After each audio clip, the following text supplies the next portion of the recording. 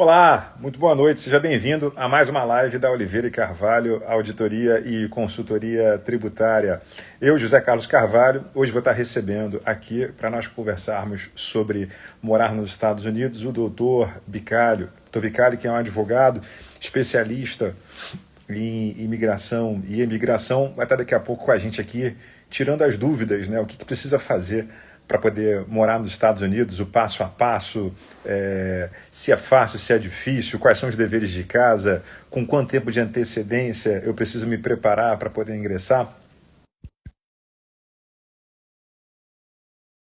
Na Oliveira e Carvalho pela primeira vez, seja muito bem-vindo. Nós aqui na Oliveira e Carvalho temos um compromisso com boas práticas de gestão e com o nosso core business, que é recuperação de impostos.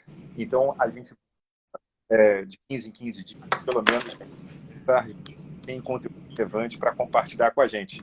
E já está entrando aqui ao vivo o doutor Ricardo. Seja bem-vindo, mestre. Tudo bem?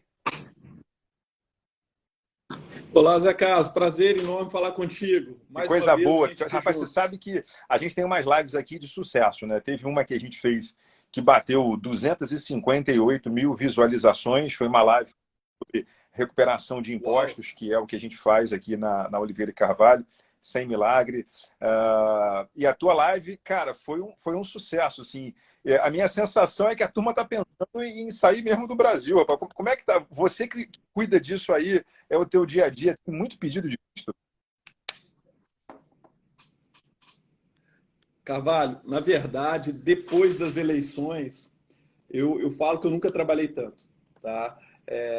Eu estava conversando com o Felipe, que é um amigo em comum nosso, e ele falando do volume de reuniões que ele estava fazendo, eu contei para ele o volume da demanda que nós estamos tendo. É absurdo, porque nós percebemos que o que aconteceu no país criou uma falta de esperança em uma parte muito grande da população. Eu não quero entrar no mérito de assuntos que eu não tenho pleno domínio, apenas convicções como cidadão. Mas eu percebo que uma parte importante da população brasileira está se vendo sem perspectiva e deseja buscar um futuro melhor para sua família em outro local. E, naturalmente, os Estados Unidos é o local da preferência da maioria das pessoas. E a gente fez uma live muito legal, a turma elogiou, está aqui disponível aqui no nosso Instagram, o Bicalho, passando algumas coordenadas. O que aconteceu depois disso é que eu recebi um turbilhão de dúvidas. Eu queria, se você concordasse, eu listei aqui as perguntas mais comuns, fiz como se fosse um roteirozinho. Se você me autorizar, eu queria fazer nosso bate-papo hoje como se fosse uma coisa bem prática. Perguntas e respostas para tentar abranger a maior quantidade de interessados possível. Pode ser assim? Pode, vamos em frente. Espero tirar 10 ao final. Quem sabe faz ao vivo, já viu como é que é? É o teste ao vivo. Então, vamos lá. A pergunta que me fizeram aqui, essa foi muito comum. Existe possibilidade da gente mudar de forma legal? E a turma fala muito sobre o visto EB2. Eu não sei nem o que é isso, mas o que é necessário para você se qualificar para esse tal de EB... Primeiro, o que é o EB2, né? Legal. O visto EB2 ele é chamado de visto de habilidades excepcionais. Eu sempre falo com o brasileiro, esqueça esse nome. O que são os profissionais de habilidades excepcionais na visão do americano? É o profissional que comprova que ele vem para os Estados Unidos para somar e não subtrair.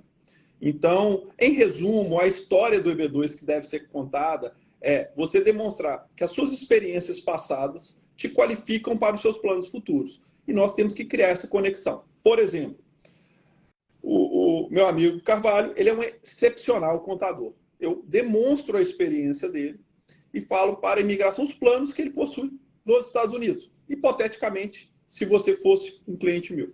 E, naturalmente, eu demonstraria que a sua experiência, a sua bagagem, te qualifica para os planos futuros. O EB2 é um visto muito procurado. Primeiro, que ele te confere o Green Card, que é a residência permanente legal. Segundo, ele é extensivo, naturalmente, para esposa e filhos menores de 21 anos solteiros, ou seja, beneficia toda a família.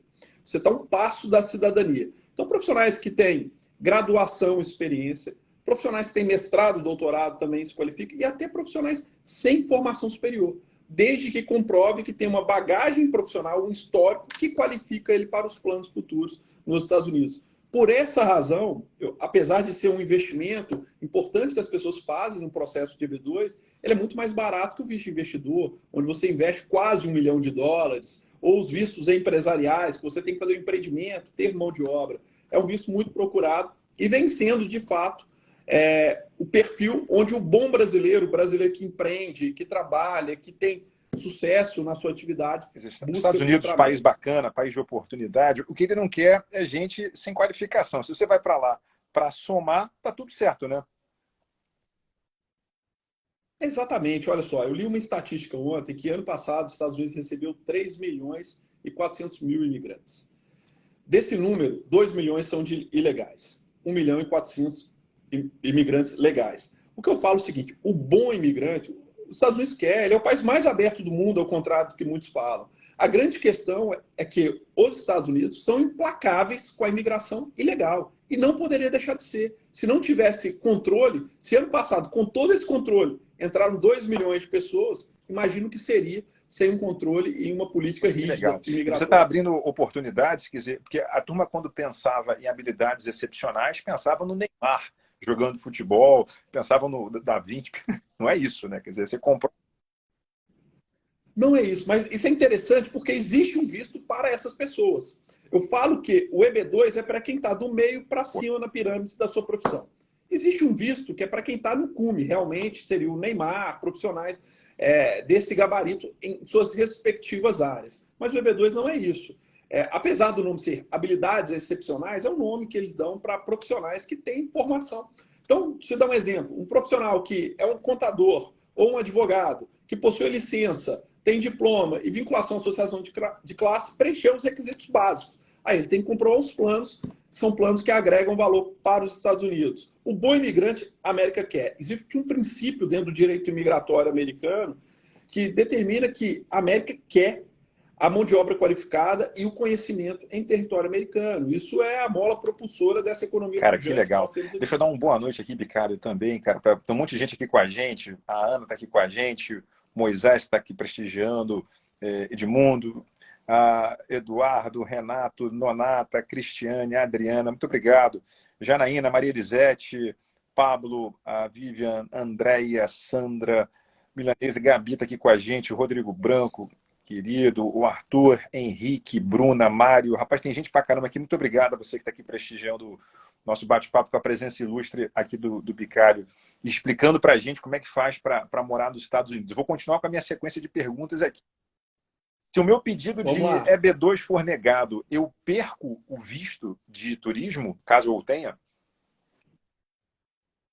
Não, na verdade você pode aplicar quantos vistos quiser nos Estados Unidos. O ponto-chave é o seguinte, a simples negativa de um pedido de visto não gera a revogação do seu visto de turista. Eu falo que, se porventura tiver algum motivo acima do próprio pedido de visto, vinculação à atividade terrorista, não foi revogado por causa da negativa, foi porque descobriram algo que a América entende que não é interessante ter no território. Que legal. Mas, negativa, não. O camarada que é advogado, ele mesmo pode fazer o pedido dele ou ele tem que contratar um advogado para fazer o pedido de visto?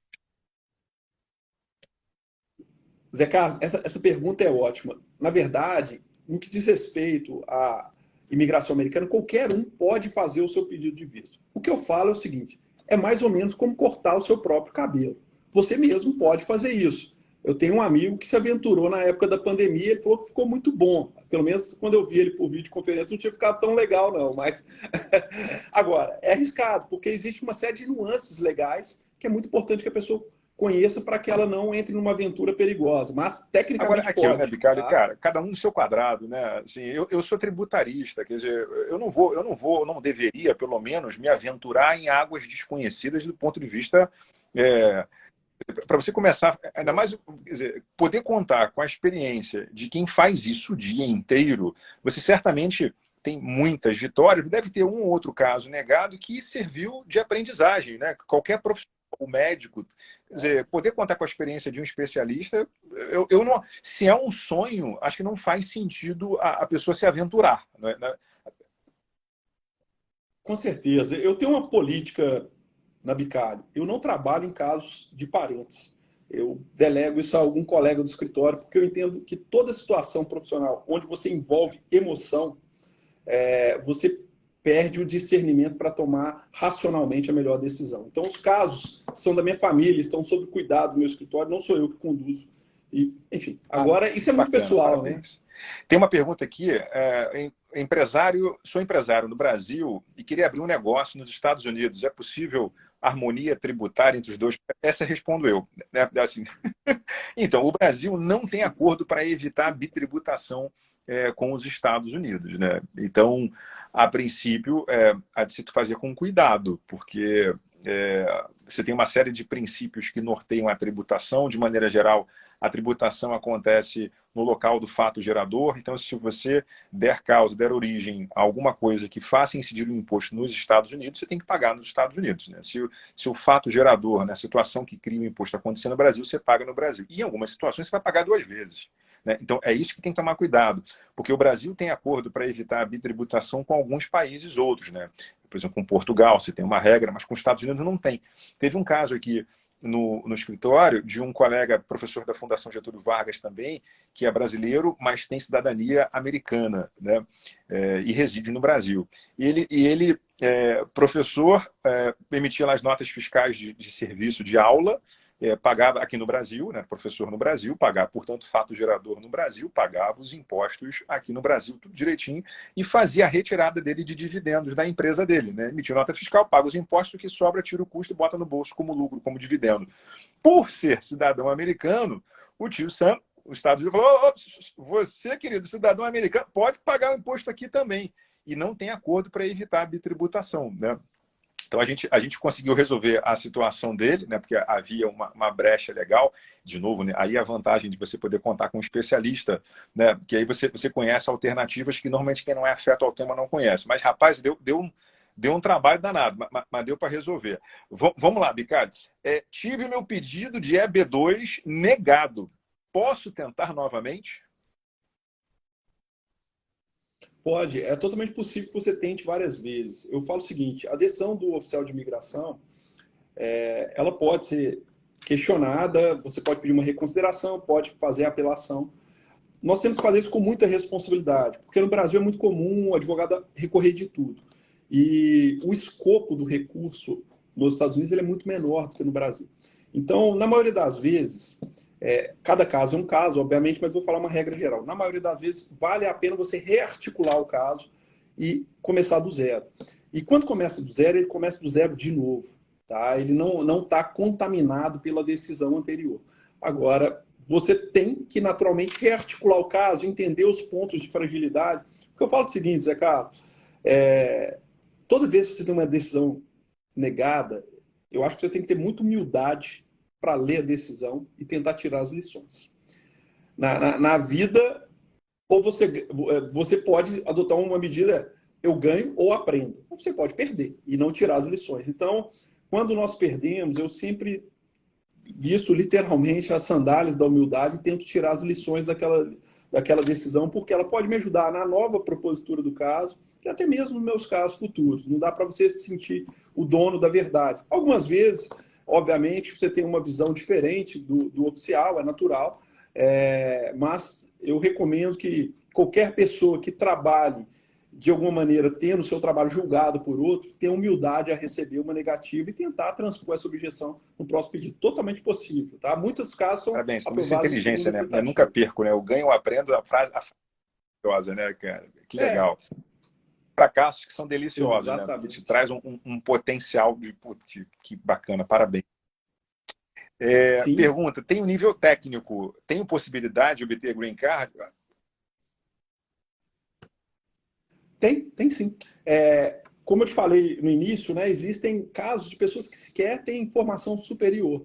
Às vezes pode ser um curso técnico ou as formações tecnólogas, né, que são um curso superior de tiro curto, que não são considerados bacharelado. Naturalmente, você vai ter que demonstrar que aquela formação e a experiência profissional conjugada faz com que a pessoa possa agregar valor. Isso é muito interessante porque os Estados Unidos ele não quer a sua titulação acadêmica. E eu entendo bem isso, porque eu fui professor por muitos anos, então, assim, eu sempre prezei por titulação, acho bonito, eu tenho um mestrado no Brasil, outro nos Estados Unidos, mas, cara, isso para os Estados Unidos não vale muito. Ele quer o que você pode reproduzir no mercado de trabalho. Só ter o título, legal, bacana, mas isso é uma parte da história, não é toda a história. Então é possível sim. Tá? Se você for um profissional que consegue demonstrar os frutos da sua carreira, ainda que academicamente você não tenha atingido todos os degraus, você pode naturalmente Bacana. conseguir o seu green card. Duas perguntas que fizeram que você já respondeu, né? A primeira é, tem 4 filhos, todos entram comigo caso seja aprovado? Você falou que até 21 anos eles entram. Para a segunda, tem união Sim. estável há 19 anos, não é casado. Caso eu seja aprovado, a minha companheira também tem direito? Essa pergunta é interessante Isso. pela questão da união estável. A legislação de família nos Estados Unidos, o direito de família é uma legislação estadual. Então, cada estado tem sua regra. Eu falo que, via de regra, os estados reconhecem a união estável. Tá? Só que, para efeitos imigratórios, a imigração exige que haja o casamento. Então, eu até brinco nas reuniões que eu falo que eu caso mais que Santo Antônio, viu, Carvalho? Porque as pessoas vêm com união estável e a gente pede para que formalize o casamento, para que não tenha que ficar discutindo isso em termos imigratórios. Então, precisa casar. Tá? A união estável vai ter que Ótimo, ser que convertida legal. em casamento. Olha, estava lendo sobre o visto e falam sobre carta de recomendação. O que é isso? E preciso de quantas? Tá. Olha só, a carta de recomendação são cartas de pessoas que conhecem a sua trajetória profissional e podem falar bem a respeito, ressaltar os pontos fortes da sua carreira. Eu falo que a carta de recomendação nos Estados Unidos ela tem uma estrutura clássica. Quem é a pessoa, então faz uma apresentação do currículo, o peso daquela pessoa, como ela te conheceu e o que ela pode falar a seu respeito. Agora, quantas cartas? Isso eu brinco que essa é a pergunta do milhão. Não existe um número. Tá?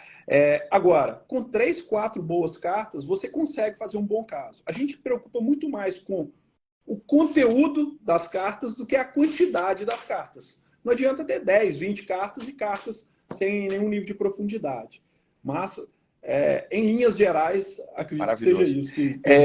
O que é sponsor? Sponsor, na verdade, é um empregador. Né? Uma tradução literal seria o patrocinador, é porque alguns vistos dependem de uma vaga de trabalho. E o EB2NW que nós estamos falando, ele não depende. É como se você fosse o seu próprio patrocinador. Você mesmo iria entrar no mercado americano e não necessitasse de uma vaga. Então, o que acontece, a grande vantagem do EB2NW é que você não precisa de uma oferta de trabalho. Pô, que legal. Então, tem algum ex-cliente teu aqui te recomendando, Bicalho. Bruno Munhoz aqui, ó, estão procurando profissional competente, Vinícius é o mais indicado, entrou mais um monte de gente aqui, Vanessa Saunders com a gente, Bruno Torra, Frederico entrou também, Débora. Pergunta aqui do Wendel, querido, aí, do teu conterrâneo, Minas Gerais. Qual o melhor processo para conseguir autorização para morar nos Estados Unidos? Eu vou como turista e tento conseguir o visto lá ou eu faço tudo antes de ir para os Estados Unidos? Olha, o ideal é que faça antes, né? Porque o que acontece é o seguinte, você não pode entrar nos Estados Unidos como turista já pensando em fazer essa mudança. A lei entende que isso é uma fraude migratória. Então, tecnicamente, a pessoa teria que já estar nos Estados Unidos por algum propósito e depois de 90 dias entender que ela mudou a ideia inicial dela e ela quer permanecer nos Estados Unidos. Eu sempre falo que, se não houver nenhum tipo de transgressão, é indiferente o processo ser feito dentro ou fora dos Estados Unidos. Só que quando se faz consular, que é o processo fora dos Estados Unidos, a margem de erro, né, de problemas, ela é muito menor, porque você não está em território americano. Então, não tem como você fazer nada errado. Então, se for possível esperar, eu percebo que o processo consular a gente tem menor nível Cara, de que legal problemas. isso, Bicário. Eu tinha uma dimensão equivocada. Eu achava que estando lá, o americano veria, não, já está aqui dentro, se entrou, pô, ele entrou legalmente. Quer dizer, não, né? Fantástico. Não. Porque o que acontece? Quando você entra nos Estados Unidos como turista, por exemplo, você vai aplicar para um outro visto depois de algum tempo, e uma autorização de trabalho ela demora para chegar. E muitas vezes acontece da pessoa trabalhar sem poder, por exemplo, Zé Carlos. E isso aí é motivo de inadmissibilidade. E o que eu falo é que muitas vezes a gente não tem como controlar isso, eu não tenho essa informação, o cliente faz por uma necessidade. E isso, a gente brinca, né? Muitas vezes a pessoa queima a largada. Então, eu falo que o projeto ele é muito grande, é uma mudança de país, envolve a família toda, uma quantidade significativa de recursos financeiros e de esforços. Então, se der para evitar que haja motivos que coloquem você Que legal. em risco, Estamos falando de quanto tempo? Alguém que pretende morar nos Estados Unidos, é bom ele começar com quantos anos ou meses de antecedência? Não tem noção. Ó, a gente fala o seguinte, o ideal seria você se planejar isso com 2 anos de antecedência. Um processo de EB2, que é o que a gente está falando aqui mais, que é a grande procura do momento, ele leva, em média, tá, 20 meses. Você vai ver, tem gente na internet que fala, meu caso foi decidido com 3, 4 meses, mas isso é uma etapa. Depois tem a outra que é o agendamento da entrevista. Eu falo 20 meses, porque eu tenho uma preocupação, assim, muito da entrega, o que é falado, porque a pessoa fez um planejamento para a família toda. Eu podia pegar o meu melhor caso, tá? E falar, olha, com alguns poucos meses você resolve. Mas a gente sabe, nós que somos da área, a gente sabe que o melhor caso ele não acontece toda hora, né? Então eu vejo algumas pessoas que divulgam dessa forma. Eu não acho que é legal começar a relação assim, num português claríssimo, já falando uma meia-verdade. Então, acho que para fazer um planejamento correto, coloque 20 meses. Pode ficar um pouquinho mais? Pode. Pode ficar um pouco menos? Pode.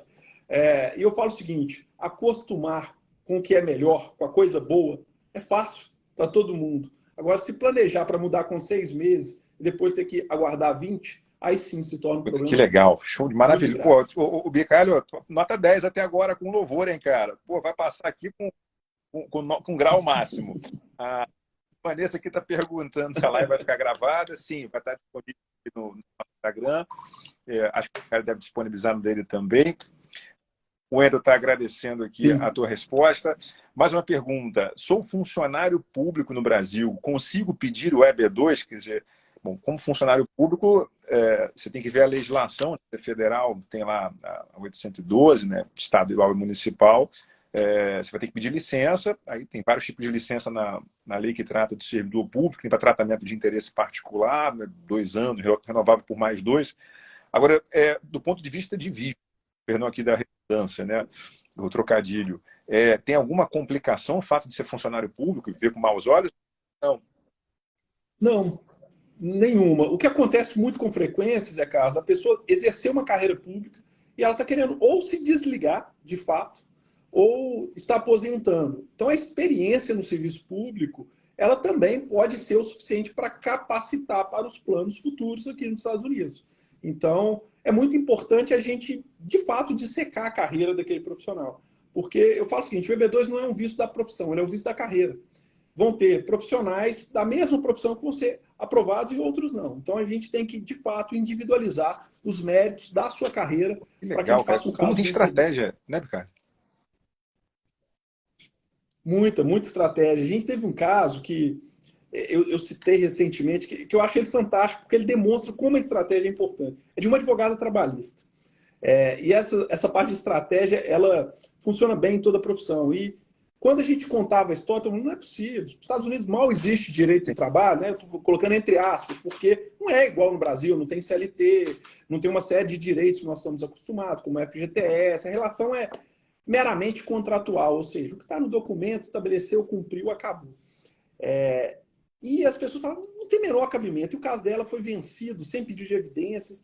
E a base do caso dela foi a seguinte, nós demonstramos que grande parte da mão de obra nos Estados Unidos provém da América Latina. E o colaborador da América Latina, o mindset dele é diferente. Então, eu brinco, né? Eu tenho uma assistente que é brasileira, ela me perguntou, a gente vai funcionar no dia do jogo do Brasil? Né? Aqui nos Estados Unidos isso não existe. Mas, obviamente, a gente parou no horário do jogo. Então, o que acontece? Muitas vezes, esse descompasso cria uma dificuldade enorme na gestão de pessoas. Então, a estratégia do caso dela foi demonstrar que ela poderia ser um player hiper interessante no mercado americano, porque ela iria harmonizar esses dois mundos. O empresariado americano e a mão de obra dele latina. Ela ia entender a expectativa desse colaborador e, naturalmente, ela poderia ajudar em estratégias para que evitasse conflitos desnecessários. O caso dela foi aprovado. Então, o que nós temos que pegar é demonstrar como o conhecimento daquele pretenso imigrante vai, de alguma maneira, agregar valor nos Estados Unidos. Porque, assim, à primeira vista, não faria diferença alguma a especialização dela em direito do trabalho, porque não se aplica nos Estados Unidos, né, cara? É outra pegada, é muito meritocracia na América. Trabalhou, leva, não traz, esquece o 13º, tudo é muito combinado, não tem esse. Mas isso quase todas as profissões dá essa possibilidade. Tá? Se você pegar o profissional da saúde, atende um brasileiro, a expectativa que ele tem e um americano. Então, na hora que você vai num médico americano, eu, por exemplo, eu tenho a oportunidade, estou sempre no Brasil, algumas especialidades eu consulto no Brasil. Não porque aqui tem profissionais piores, muito pelo contrário. Nós temos aqui as melhores universidades, os melhores hospitais, mas porque a questão cultural, de fato, é uma barreira. Isso acontece em tudo, na contabilidade também. Apesar de existir regras internacionais, eu falo que o profissional da área contábil, o profissional brasileiro, ele é tão sobrecarregado pela expectativa normalmente que o cliente tem nele. E quando o cliente vem para os Estados Unidos, e o contador americano, a entrega dele é tão diferente, é muito importante ter alguém que conheça esses dois mundos e consiga fazer essa harmonização. O americano cumpre a parte dele e te entrega, porque a cultura dele é assim. Então, ter esse profissional para harmonizar é fundamental em todas as áreas. Isso é Parabéns, possível. marcou um golaço pela estratégia. Ó, o Bruno aqui, Nemet, outro cliente teu, está no meio do caminho com você, só tem a agradecer, pode confiar nas suas orientações sem medo. O Robson está aqui dizendo, Oliveira Carvalho, parceria aqui, prestando serviço. Obrigado, Robson, aqui pelo carinho. Michele entrou aqui com a gente, André também, a Ellen. O Thiago está perguntando, Santana, meu sócio aqui. Como você já mencionou, Bicalho, estando lá fora, acaba sendo mais prático. Mas quando a família... Cuidado. Quando a família muda e os filhos já começam a estudar, isso influenciará na agilidade de uma possível liberação? Quer dizer, imagina que você seja de uma família, o filho já está estudando lá fora, aí nada a ver. Não influencia no processo, tá? E o que deve ter muito cuidado, que para estudar teria que ter uma permissão, né, um visto de estudante, ou ele teria que já estar em ajuste de status. Ele não pode vir para cá com visto de turista e começar a estudar imediatamente. Mas isso não faz com que o processo se torne mais ágil, não, Carvalho. É um engano.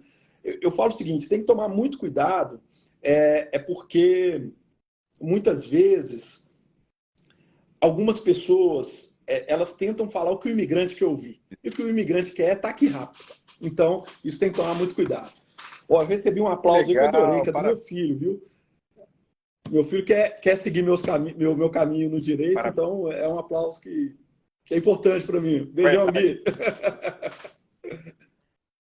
O Guilherme está com 17 anos e ele forma no 2º grau ano que vem. Inclusive, a gente já está verificando um curso de paralegal que ele está interessado em fazer. Obviamente, vai fazer com um nível de profundidade que a formação dele permite nesse momento, né? Legal, parabéns. Mas, enfim. Muito bom, cara. Que legal, que papo legal.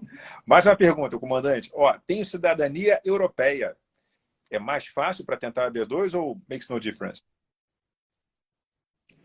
Não, olha só, isso foi muito interessante que eu, há um mês e pouco atrás, eu estava na Europa para alguns compromissos profissionais e é muito comum, principalmente brasileiros que têm cidadania italiana, imaginar que o processo é mais fácil. Não é, para o EB2 não muda nada, porque nós temos um visto de investidor, que o investimento é um pouco mais baixo para quem tem cidadania europeia, com exceção de Portugal e Grécia. Quer dizer, brasileiro, se optar pelo visto de investidor, $1 milhão. Se for... Hoje, 800 mil Se for dólares. europeu, a exceção de grego. Isso. Fantástico. E aí, assim, é certo conseguir? Quer dizer, a menos que o cara não tenha uma complicação. Não, são vistos até diferentes. O do brasileiro ele vai investir em um centro regional que já tem um investimento pré-qualificado, e o do europeu ele tem que empreender no próprio negócio, é um investimento no próprio negócio. Esse negócio vai ter que performar. O que eu falo, o visto de investidor para a cidadania europeia ele é uma boa opção. Algumas pessoas não conseguem com a formação, mas ele tem alguns pontos negativos importantes. Primeiro, os filhos ficam como... Ele não é um visto definitivo, ele é temporário, e tem renovações, nunca viram um green card, e os filhos só se beneficiam até os 21 anos. Depois, quando eles se tornam maiores, eles teriam que ter um próprio visto. E aí é uma situação delicada, porque normalmente com 21 anos a pessoa não teve tempo de escrever uma história profissional. Que legal. Então pode ser um tiro mais rápido, mas lá na frente mais complicado. Por isso que tem que entender a estratégia. que se quer, Sim. com a composição da família, né? Pô, maravilhoso. Outra pergunta, conseguir o Green Card, obrigatoriamente eu me tornarei americano? Não. O Green Card é a residência permanente legal. Depois que você obtém a residência, com 5 anos você pode requerer a cidadania.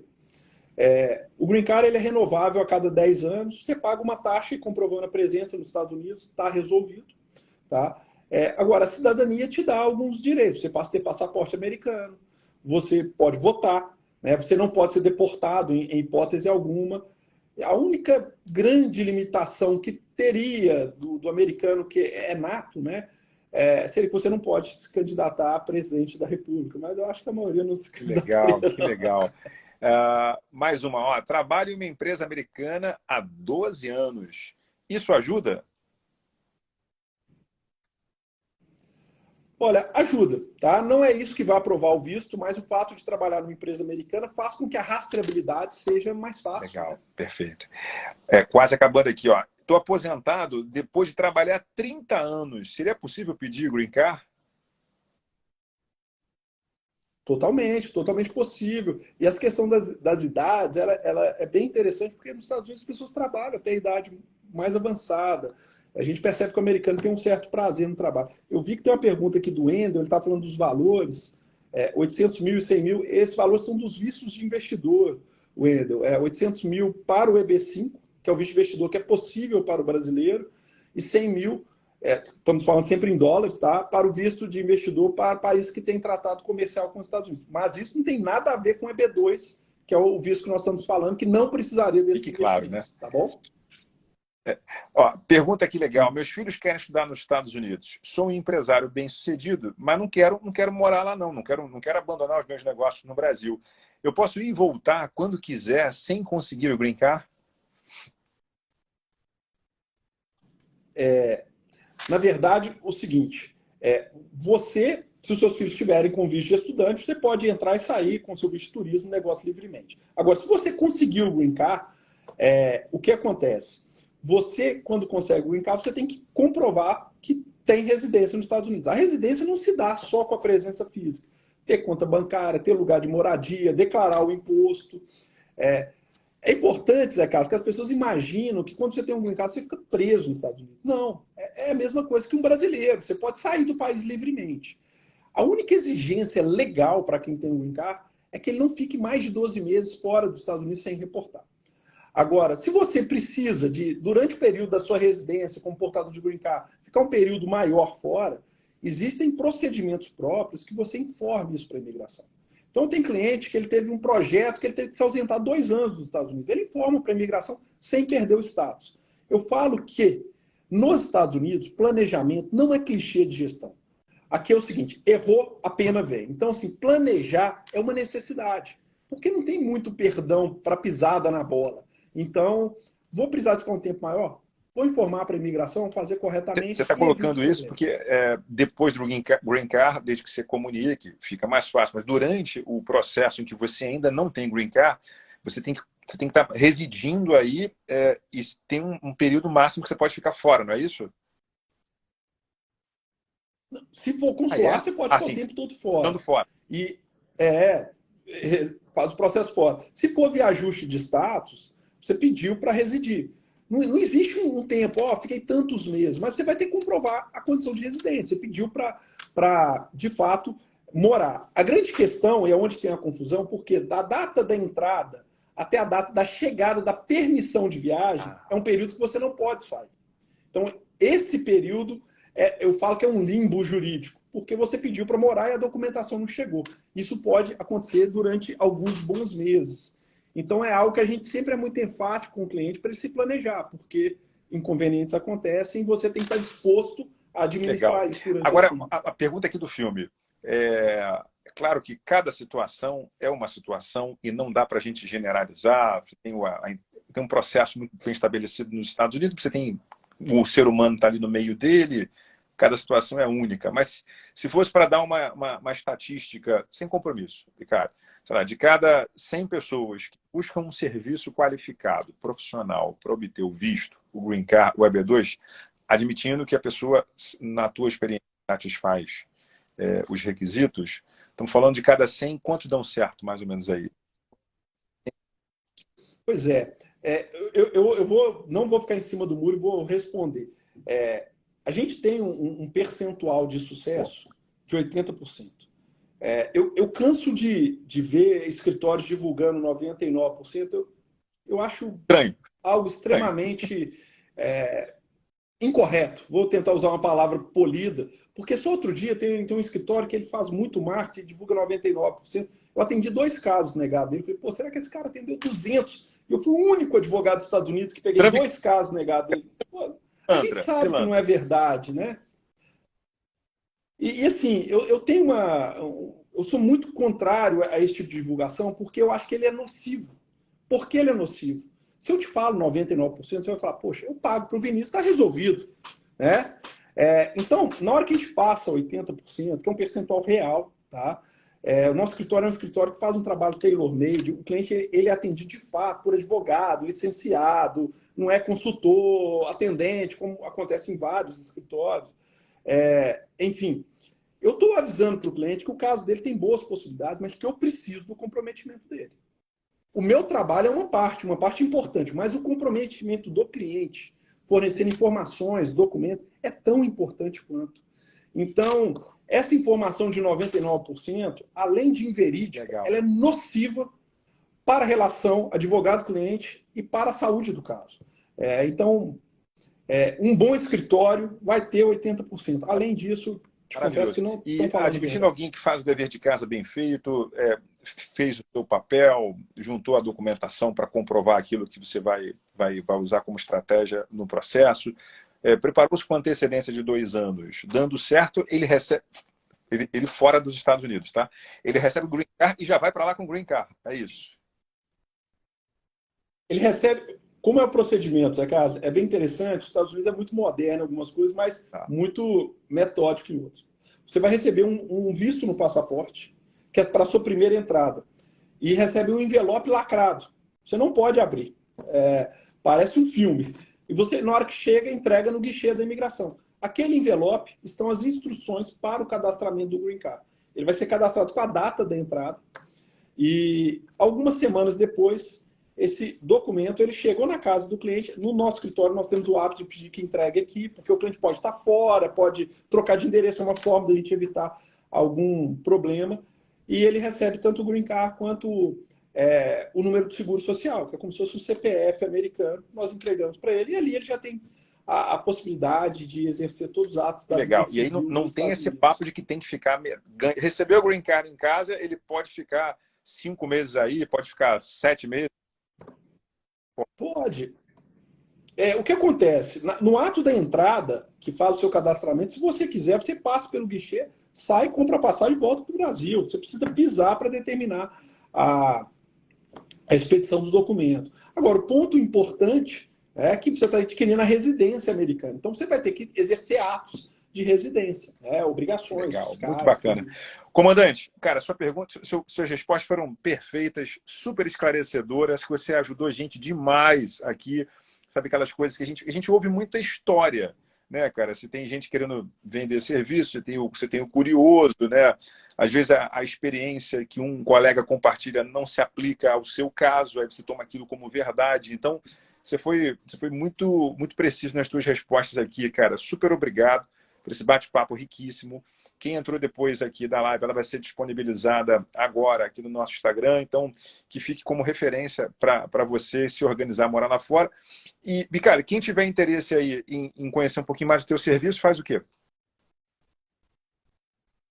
Olha só, pode nos seguir nas redes sociais, tem o meu Instagram, o Instagram da Bicalho, é Vini Bicalho, o da Bicalho é Bicalho Consultoria, nosso site é bicalho.com.